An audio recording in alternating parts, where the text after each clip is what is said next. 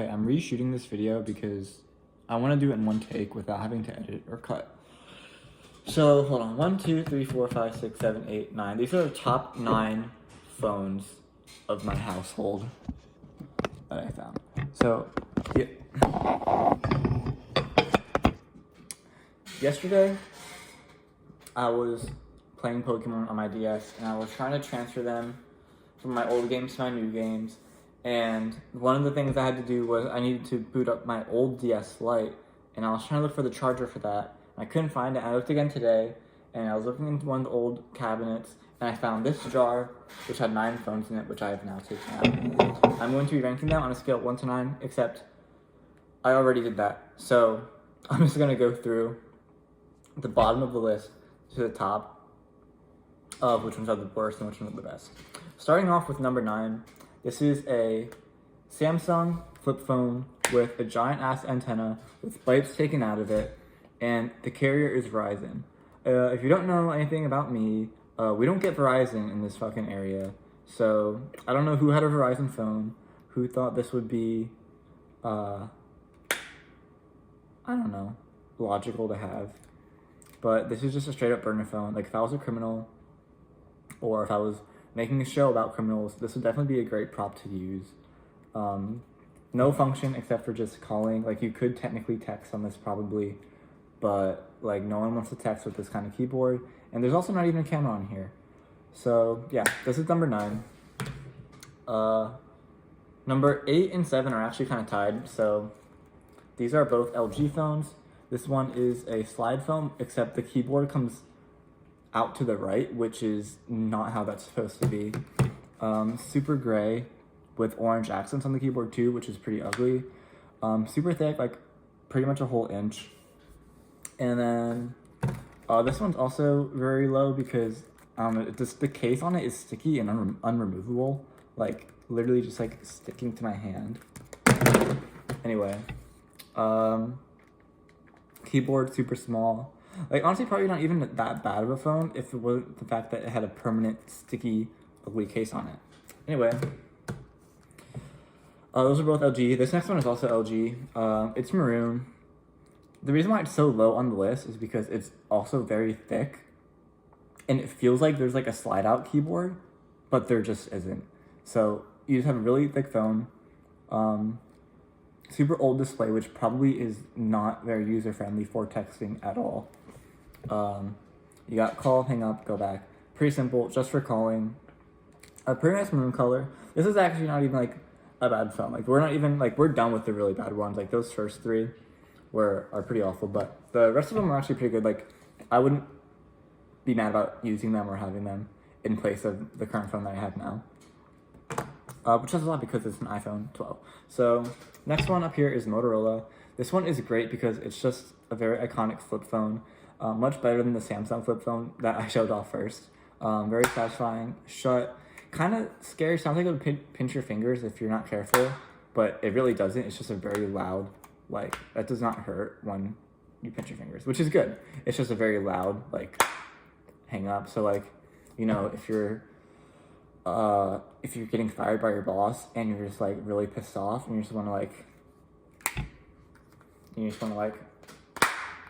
yeah. And these things are durable too, so like, you can do it not as hard as you want, but much more recklessly than you can with any other phone today. But also terrible keyboard. This is the last phone on the list that doesn't actually have a keyboard. This has just the numbers, so just for calling, but it does have a camera, which is pretty nice. Kind of easy to block it on accident. I feel like you would, I don't know, maybe that's just the way people hold phones now though. But photos and videos, you know, pretty cool. Also, like, just a decent shape, very lightweight. This is also another Verizon phone. We don't get Verizon around here. I don't know who had Verizon phones and why they were both flip phones, but anyway.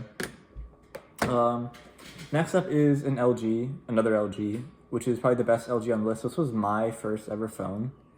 Slide out keyboard, slides out in the right direction. It's got nostalgia factor because, again, this is my first phone I got in 4th grade. And yeah, it worked pretty nice. I got a lot of pictures on here, a couple videos on here as well. Not really much else to say about it, except the fact that it was cool. Cool color too. I mean, I wouldn't get this color now, but back in the day I did love red, and this was a great red to have. Next up is my brother's first ever phone. This is another Pantech. Wait, not another Pantech. The first Pantech. Also, the next three are Pantechs. Pantech obviously had the advantage when it came to phones, at least in my opinion, with their design in comparison to LG. This one's really nice.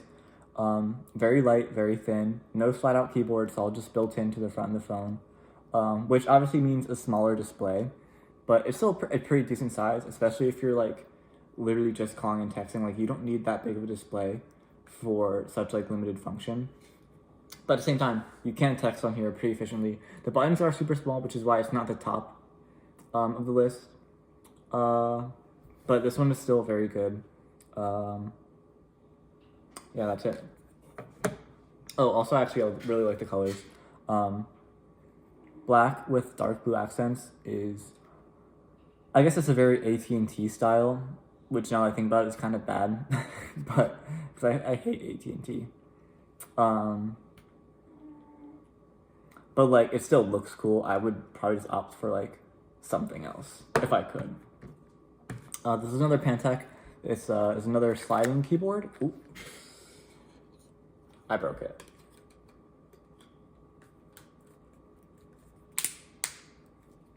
Okay, I fixed it. So this one slides out in the right direction, of course.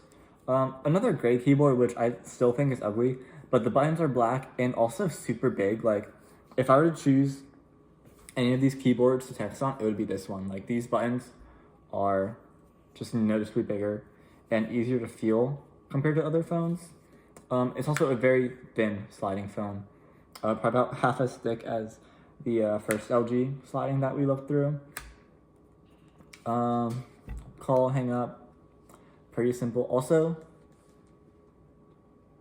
just like nice clicky buttons, silver, reflective. Also very nice color. It's like dark blue on both sides with like, again, ugly silver in the middle, but it's not that bad here. And this is number 2. So number 1 is another Pantech. I love this one because just the shape of it compared to other ones, you can see it is a bit shorter and a bit wider than the widest phone that I've showed so far. Very big display, sliding keyboard, black, blue accents. Again, I really love just the black keyboards. I think it's very sleek. Very thin. And I think this would be the most like convenient, like just when it comes to holding things in my hand, I love something wider. I think it helps with like being able to click on whatever options there are on the display. Makes that a little bit easier. These buttons aren't as big as the previous one, but they are bigger than number 3. So, and also they have the all black, whatever. I really like it. And this one I would choose solely on the shape itself, along with the fact that the other features aren't problematic at all. The only thing I would kind of complain about is these bottom buttons here. Like, I'm sure they work, but they aren't buttons, they are just like flat. So kind of like part of the like touchscreen display, whatever. That's not favorable in my opinion, but it does lead to just having a strictly flat screen with no bumps, which is probably very much inspired by Apple and I guess just the modern trend for phone displays at the time. And that's pretty much it. I'm gonna wait until this video gets to 10 minutes, so I'm gonna talk a little bit longer, but yeah, we need to bring these back. We don't even need to reproduce these, we just need to find the old ones and put them into use, because guys, iPhones, I mean, I have an iPhone, I use it every day, probably too much every day, but like nothing compares to like just fidgeting around with these things.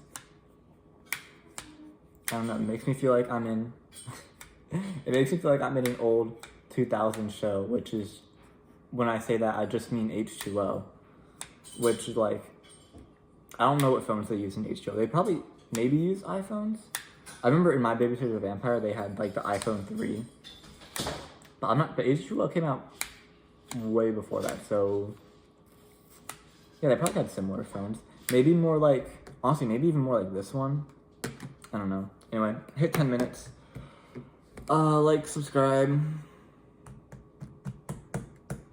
and join the cause with me of bringing these back. I don't want to be the only one using these, guys. I don't. I really don't. Okay, bye.